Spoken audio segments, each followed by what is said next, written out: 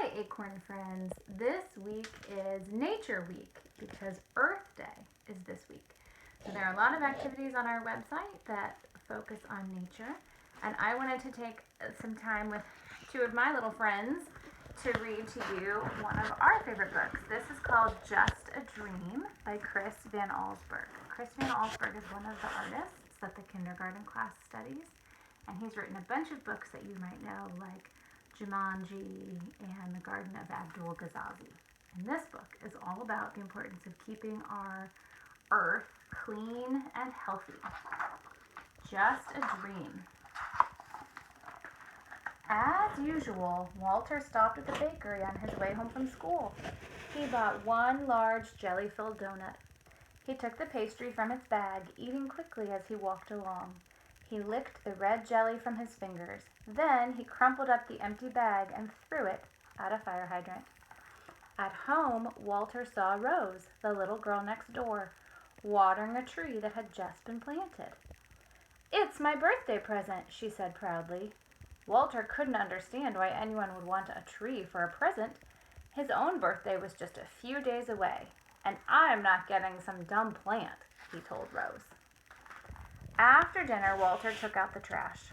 3 cans stood next to the garage. One was for bottles, one for cans, and one for everything else.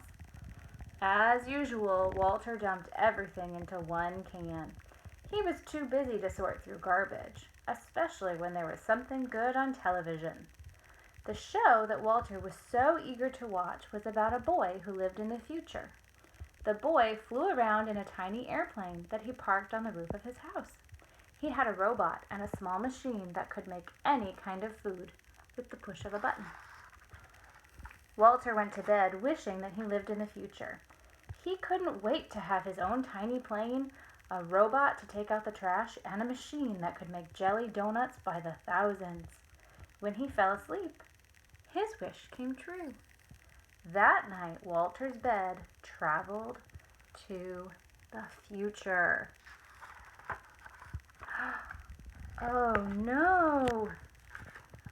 Look, his house is surrounded in garbage. Walter woke up in the middle of a huge dump. A bulldozer was pushing a heap of bulging trash bags toward him. "Stop!" he yelled. The man driving the bulldozer put his machine in neutral. "Oh, sorry," he said. "Didn't see you." Walter looked at the distant mountains of trash and saw half-buried houses. "Do people live here?" he asked.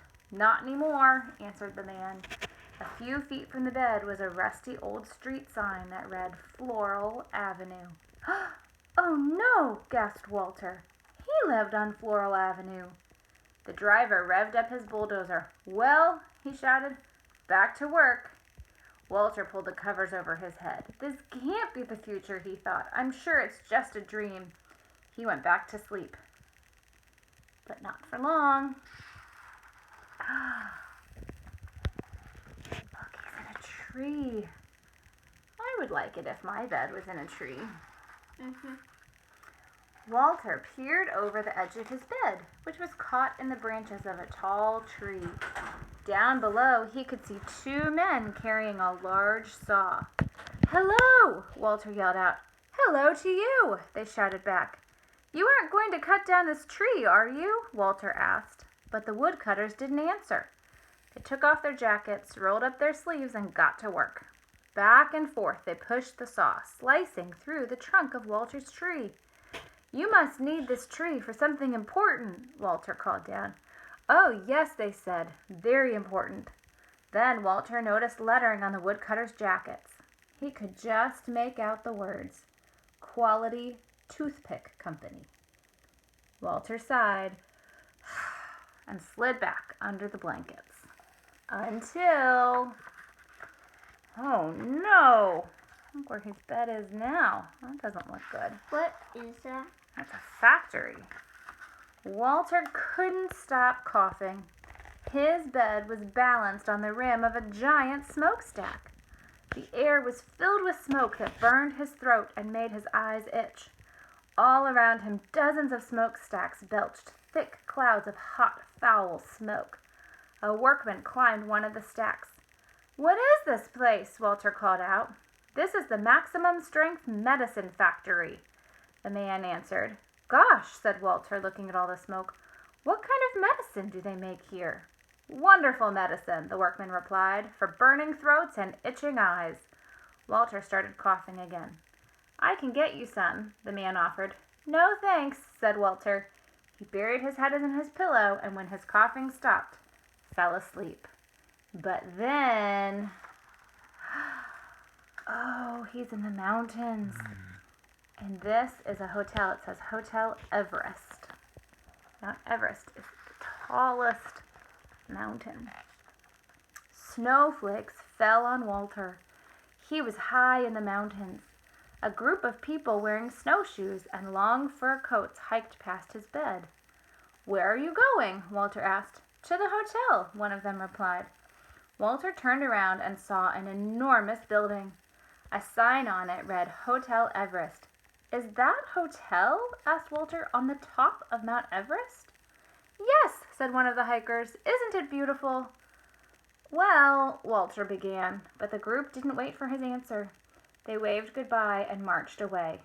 Walter stared at the flashing yellow sign, then crawled back beneath his sheets. But there was more to see.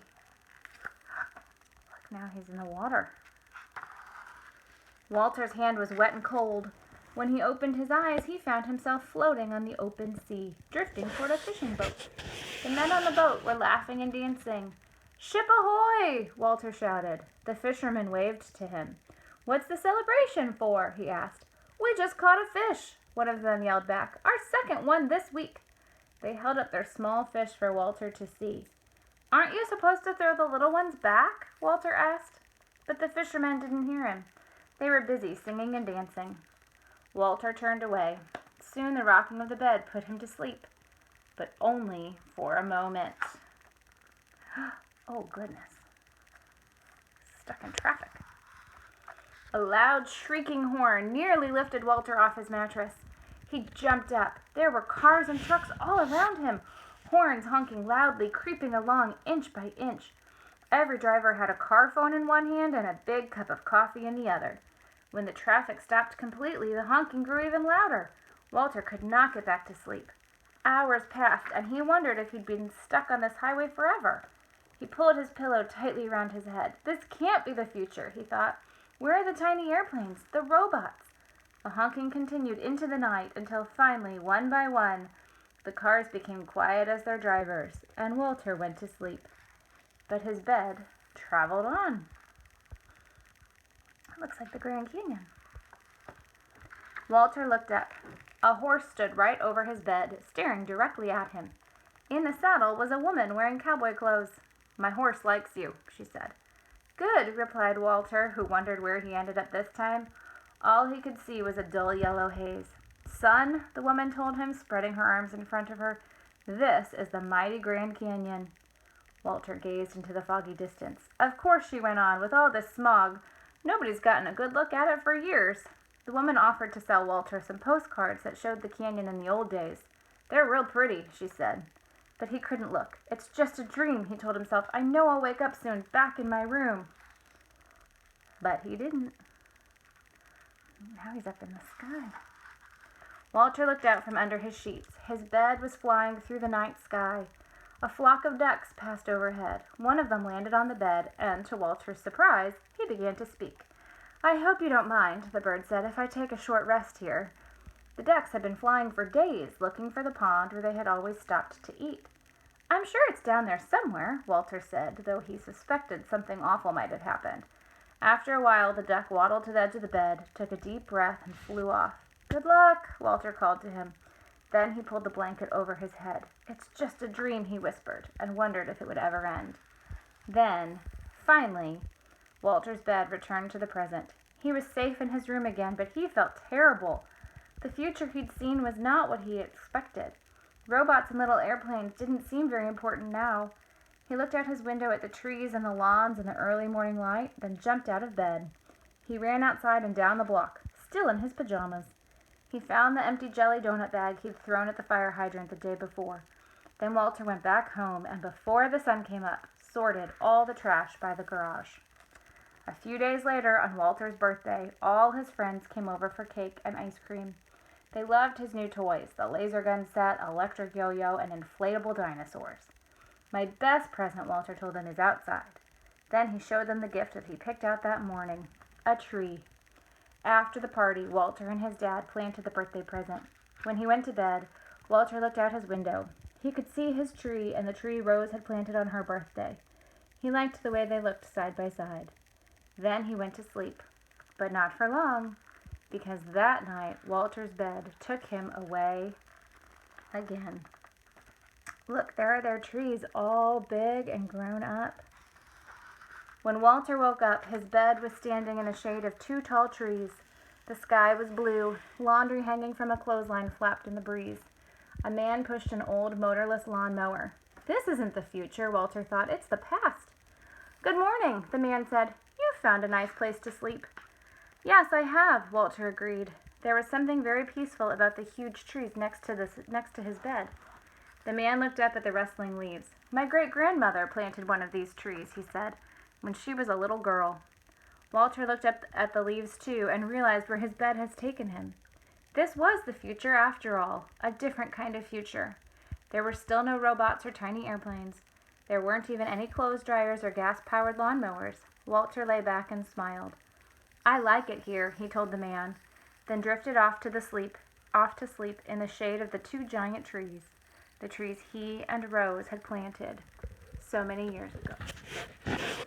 The end.